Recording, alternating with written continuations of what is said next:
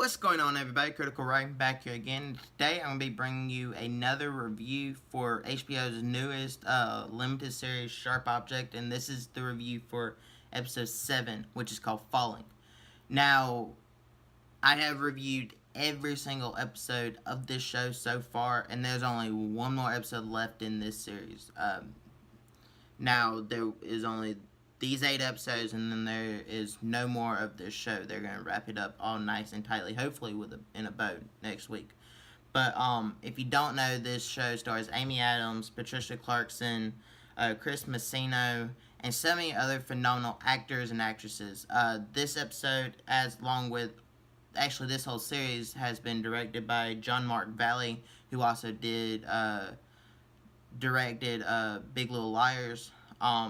And this episode was written by Scott Brown. And the basic synopsis, without giving anything away, is Camille gets closer to her prime suspect in her investigation as Richard finds out more info about Marion Preaker's death, which is Camille's younger sister that died years ago.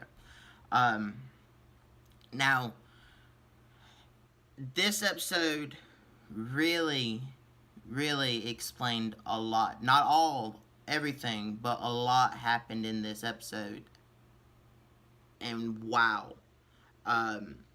This show has kept us on the edge of our seats, not knowing what's going on, what really happened to Camille's past, who the killer is. We know 2 little girls died, but we don't know who the killer is.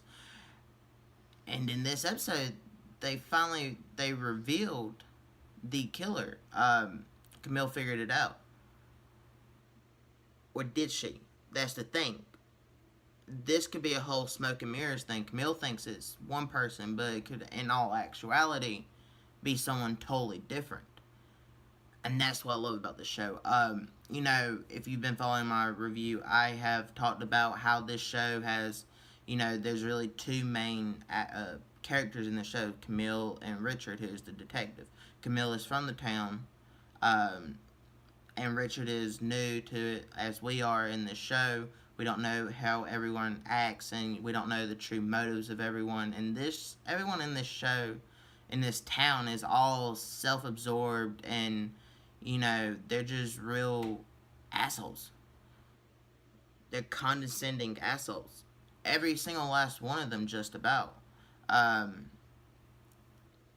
Richard has figured that out, and so has Camille. Camille's known, but it just keeps getting more and more relevant in this show as it goes on.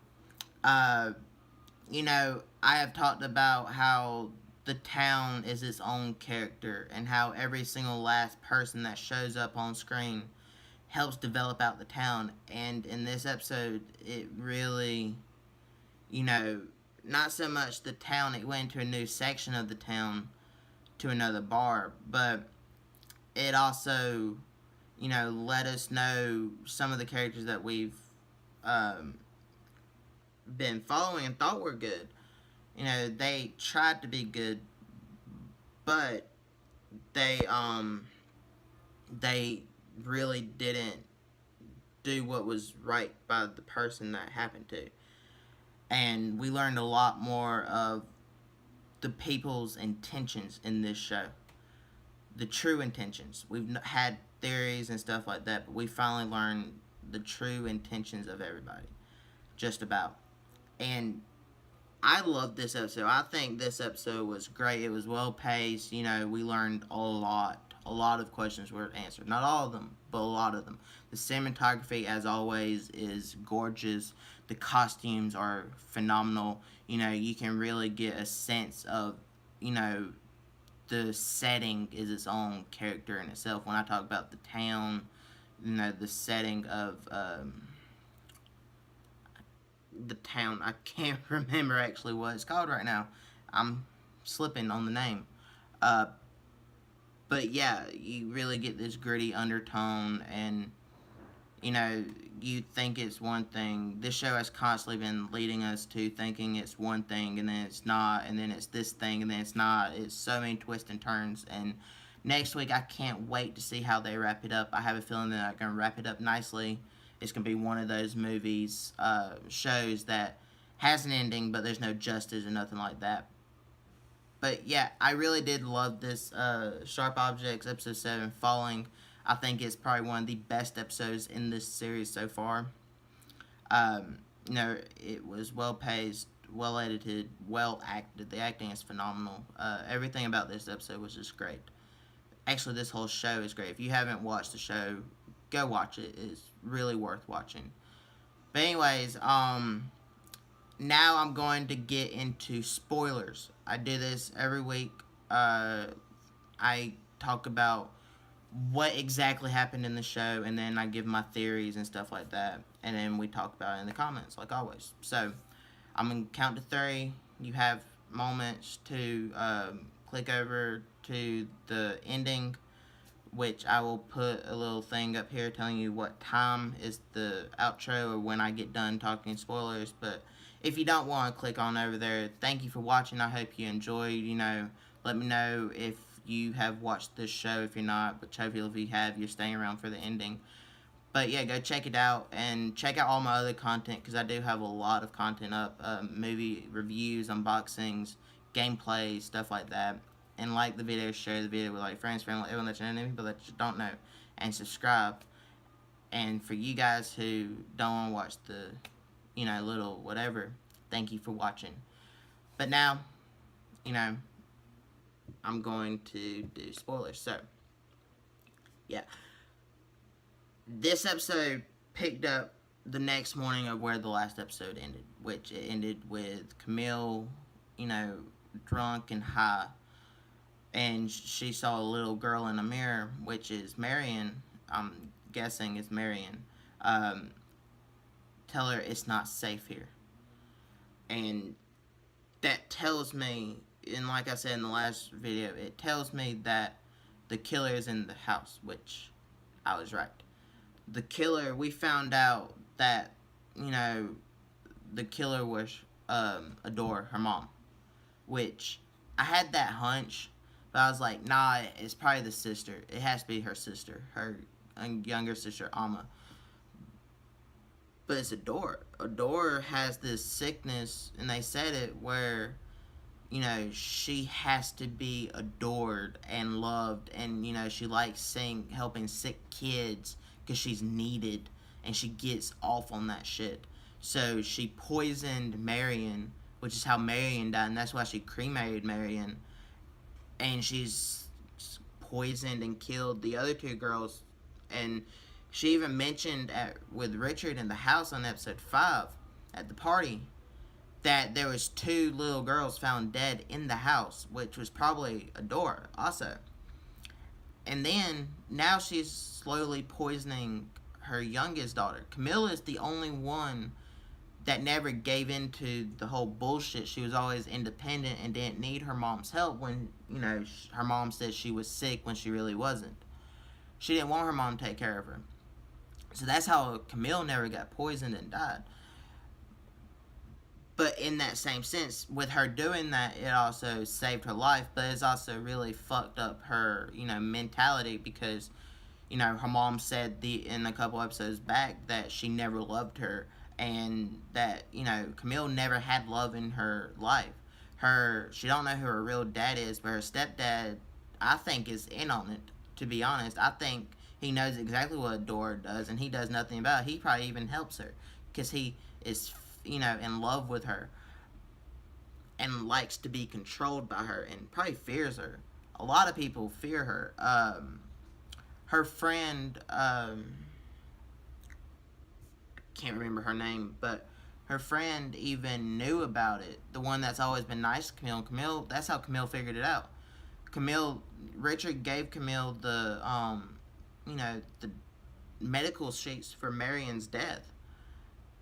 And then she went to the friend's house, and the friend told her, basically told her that I tried everything I could do, but no, you let it go on and covered it up. I mean, you know better than Adore. You're an accessory. And now they're letting John King go to jail for killing his own sister, and it's really fucked him up too. I mean, he's probably never going to come back from this. And, we finally get to see Camille get vulnerable with someone. She finally can relate to someone. She relates to Richard. Richard is good for her.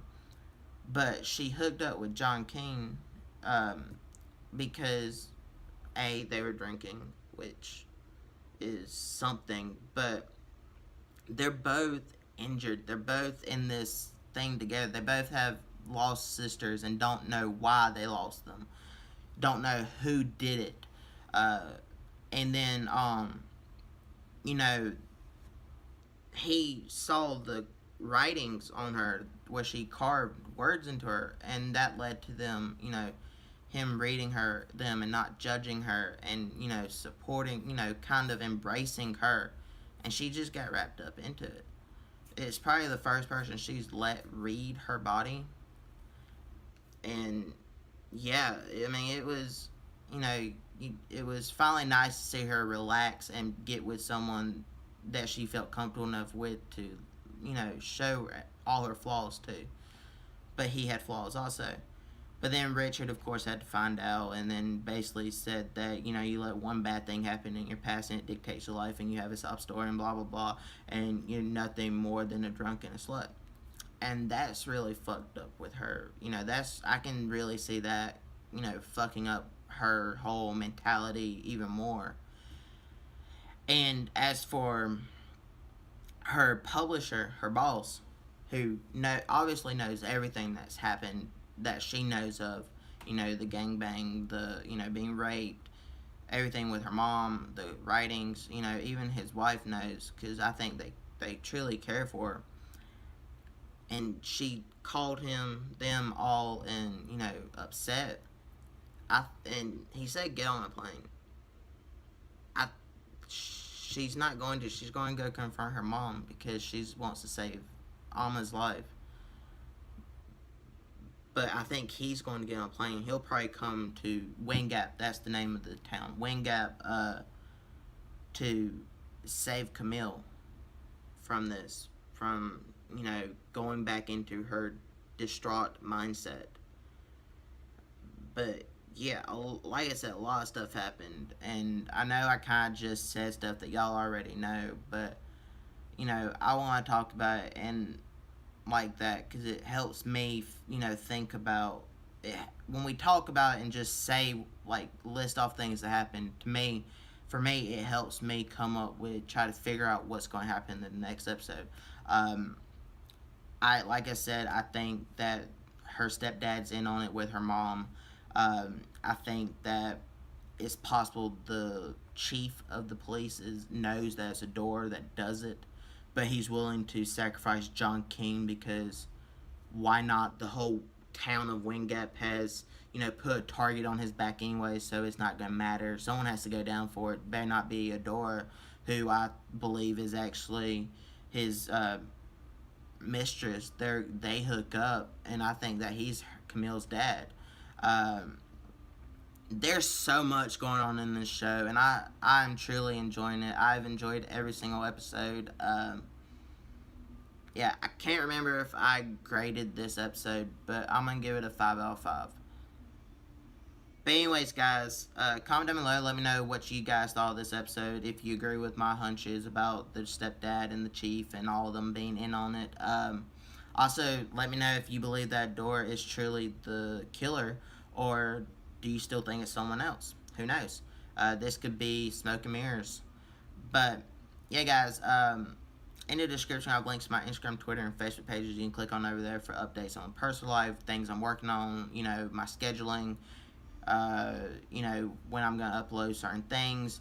I also get things throughout the week, like I recently got a Pennywise figure from GameStop that's exclusive there, and I took pictures and posted it on Instagram, Facebook, and Twitter, so, stuff like that I post over there on social media, so if you want to know what stuff I get like that, you'll have to follow me over there, because I'm not going to show it off on the channel, so, yeah, if you like this video, hit that thumbs up button, because it really does help me out.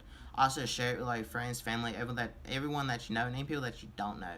And hit that subscribe button for more awesome content like this. And I'll catch you guys in the next one. Goodbye.